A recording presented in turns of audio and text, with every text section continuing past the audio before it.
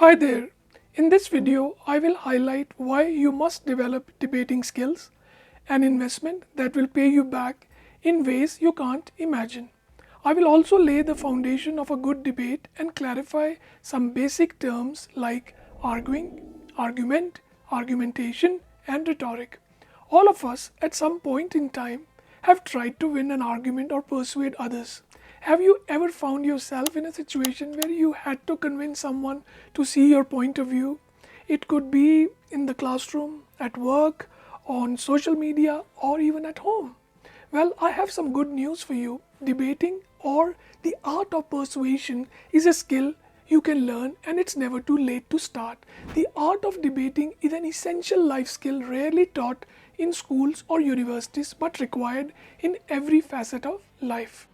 I would be producing a series of videos on this topic. This is just the introduction, so please stay tuned because I will share new strategies in the following videos but build on the ideas already discussed. I intend to share all the tools, tactics, and concepts I have learned throughout my career, especially the lessons I learned while running workshops on debatable topics. Much of my work in the classroom has often warranted that I challenge the students' assertions, poke holes in their arguments, and expose the flaws in their logic to give rise to intellectual and mental exercise. This series is a chock full of suggestions, anecdote examples to pique your imagination.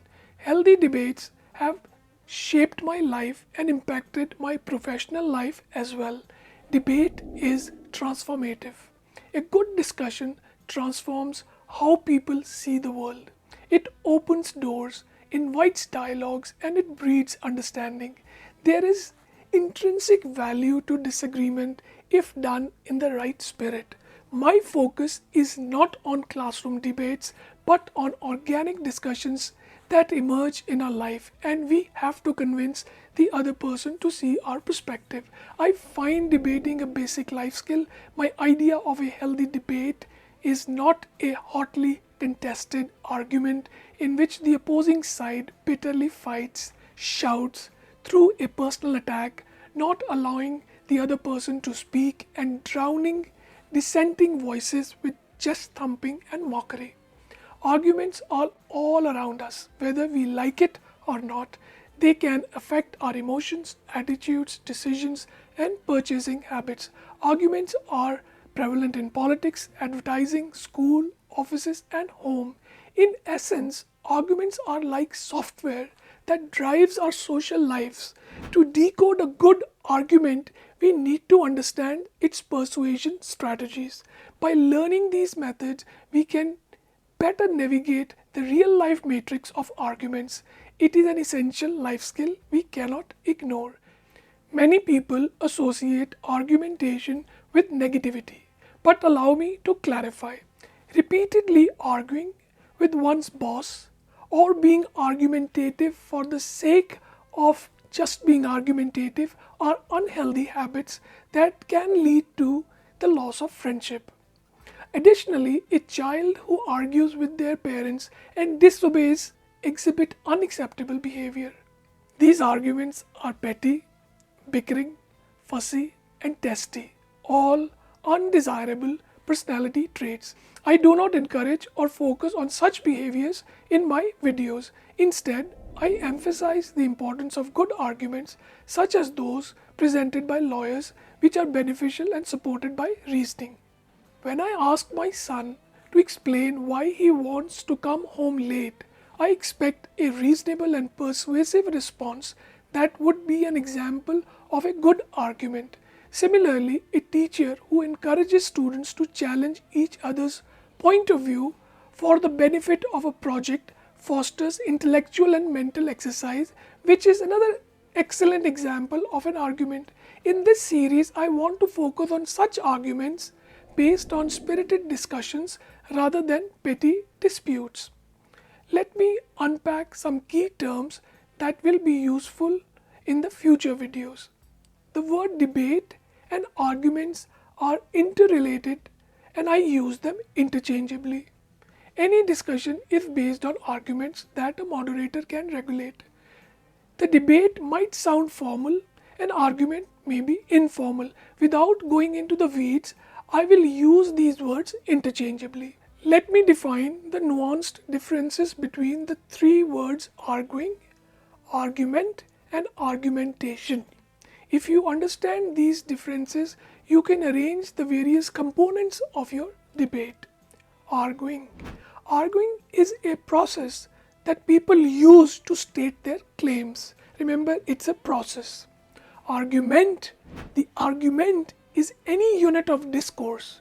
Your argument is your product. You produce an argument through the process of arguing. Argumentation is a point of view, a perspective that involves keeping the audience in mind. And remember, there was a fourth term I mentioned earlier in the video, rhetoric. Rhetoric is a lesser known building block of a good debate. This word is often misunderstood. I like the definition of rhetoric offered centuries ago by Aristotle, who regarded rhetoric as a faculty of persuasion. It is a skill that can be learnt. It is an approach how to influence the mind of the audience. Rhetoric is the intellectual space where the speaker's logic, emotion, and credibility meet. Rhetoric means the art of persuasion. My understanding of rhetoric from the point of view of debating is a persuasive argument designed to influence the audience. Rhetoric makes an argument convincing. An argument by itself is very dry. You can influence through speech, you can influence through writing, you can influence through body language, and you can influence through emotion, and the list goes on and on. In future videos, I will share the three core components of good rhetoric, which includes techniques like logos, ethos, and pathos. In summary, we learned the difference between an argument, an argumentation, and arguing, and the significance of rhetoric in the art of persuasion. These skills are essential for effective communication and leadership and can be applied in various settings such as social media, offices, family dinners, classrooms, and more. I also emphasized the importance of healthy debates, which can transform how people see the world, open doors, invite dialogues, and breed understanding. However, distinguishing between healthy debate and negative behaviors such as petty, pickering, testy, and argumentative is crucial and should be avoided. By learning the methods we use to persuade, we can better deal with real life situations and the matrix that drives our social lives. Therefore, I recommend this video series to anyone who wants to enhance their communication and leadership skills. If you found value in this video, please consider subscribing to my channel, hit the like button, even better, share it with your friend. Thanks for your support. Thanks for having faith in my work. See you next time. Bye for now.